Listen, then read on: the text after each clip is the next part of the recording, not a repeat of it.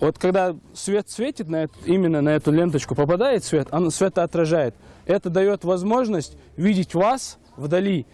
Около 150 метров, если машина едет до вас, это безопасность в первую очередь ваша, потом и автомобилиста, он же тоже должен быть защищен. Неподдельная радость на лицах школьников в ожидании цветных ленточек, которые в дальнейшем должны отвечать за их видимость в темное время суток.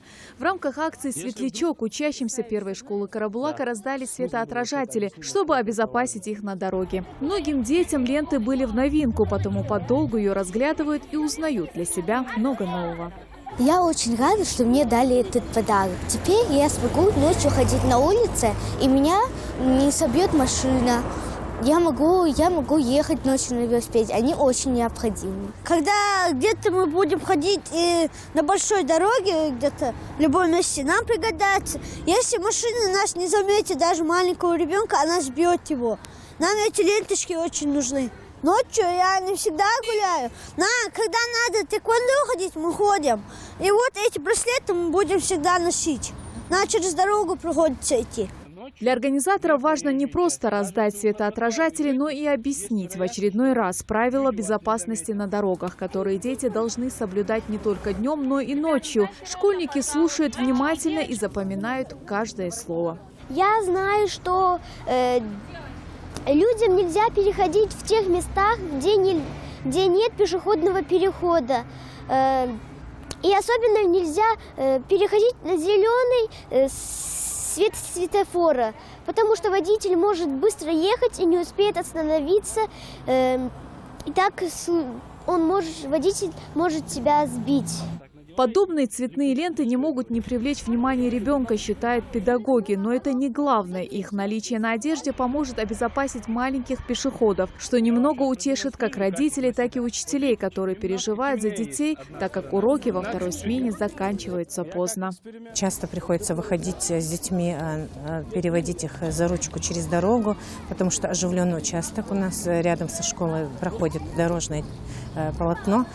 И, конечно же, мы переживаем за детей, за каждого ребенка, дошли они, не дошли. Организатором акции выступила некоммерческая организация «Созидание». Идея обеспечить светоотражателями детей появилась еще в 2015 году, после того, как в Магасе насмерть сбили девочку. Только за прошедший год удалось раздать 12 тысяч светоотражающих ленточек, а до конца этого года планируют раздать еще 10 тысяч. Самая главная цель – это предотвратить наезды на пешеходов.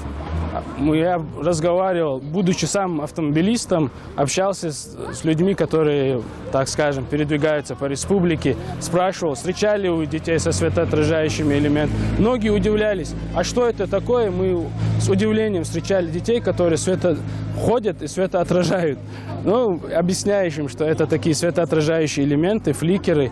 И мы надеемся, что это хоть как-то убережет наших детей, особенно детей, которые возвращаются в темное время суток домой со школы, со спортивных секций. Инспекторы ГИБДД с детьми постоянно проводят профилактические беседы, вовлекая их в акции и показывая наиболее безопасные пути к школе. Конечно, все эти мероприятия не приведут к положительному результату, если водители не будут осторожными и внимательными к пешеходам. По распоряжению ходим по школам, садикам, разъясняем детям, как переходить там пешеходный переход, разъясняем правила дорожного движения, как себя вести, ведем с ними беседу. Большинство дорожно-транспортных происшествий с участием пешеходов происходит с наступлением сумерек и, как правило, на неосвещенных участках дорог. Реакция водителей на 90% зависит от получаемой ими визуальной информации, а в темное время суток человек воспринимает только 5% того, что в состоянии различить днем. Поэтому светоотражатели, отмечают инспекторы, для детей просто необходимы. Светлана Томова, Асхаб Белокиев, Новости 24.